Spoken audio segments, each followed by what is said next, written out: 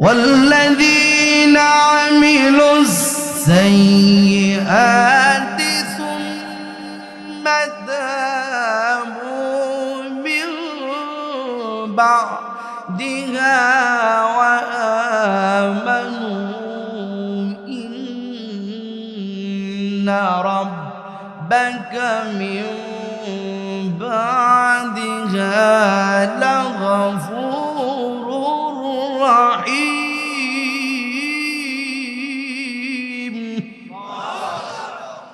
ভাই বন্ধু আপন যারা কিছুদিন কান্দিবে তারা,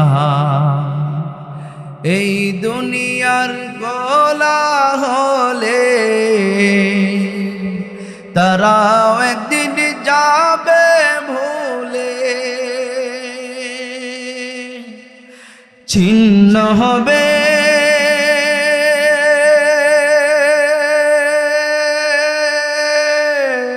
মায়ারি বন্ধন।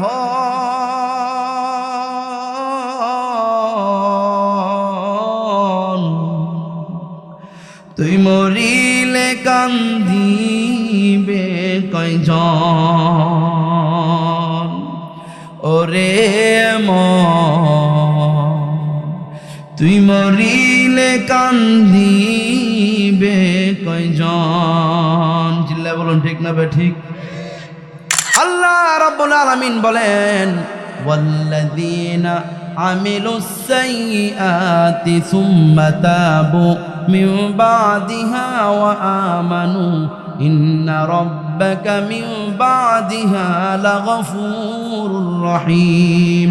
যারা জুলুম করেছে, অন্যায় করেছে, অবিচার করেছে, শিরক গুনাহ যারা করেছে, যত বড় বড় গুনাহ যারা যারা করেছে, জিনা যারা যারা করেছে, এরপর যদি তারা তওবা করে নেয়, আল্লাহর কাছে যদি তওবা করে নেয়, ঈমানকে যদি নবায়ন করে নেয়, আল্লাহর সঙ্গে যদি ওয়াদা করে নেয়, হে নবী আপনি আপনার উম্মতদেরকে বলে দেন, হে আমার উম্মতেরা, এরপর থেকে তোমার রব আমার প্রতিপালক তোমাদের জন্য ক্ষমাশীল এবং চিরদয়াময়। সুবহানাল্লাহ।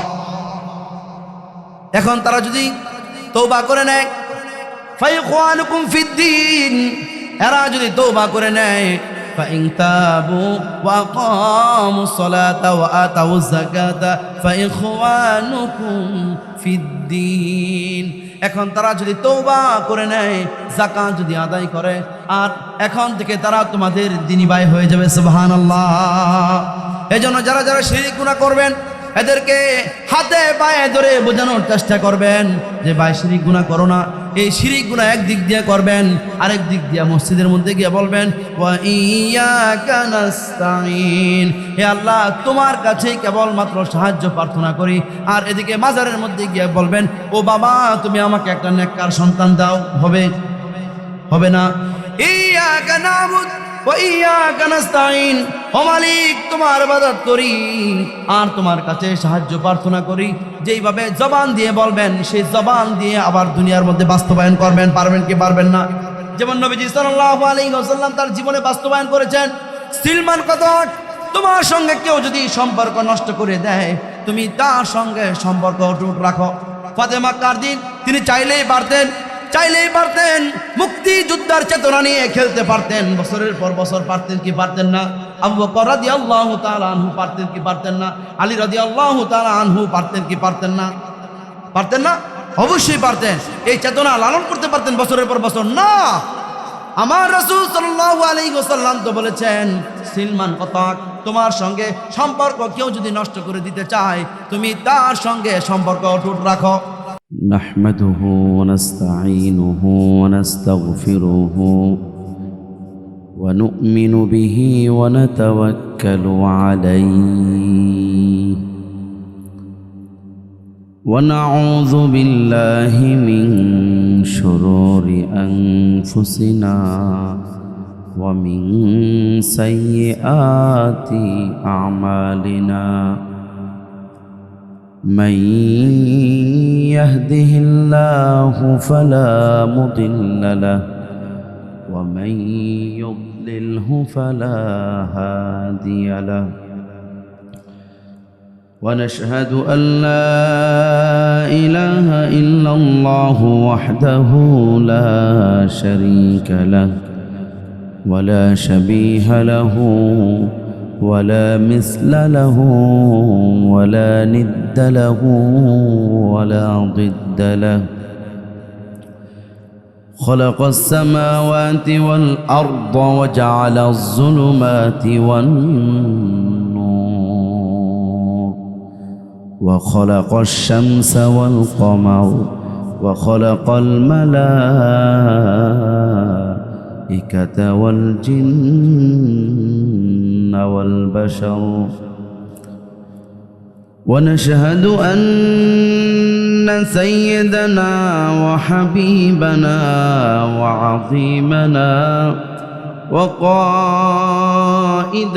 وقرة أعيننا ومولانا محمدا عبده ورسوله أرسله بالحق بشيرا ونذيرا وداعيا إلى الله بإذنه وسراجا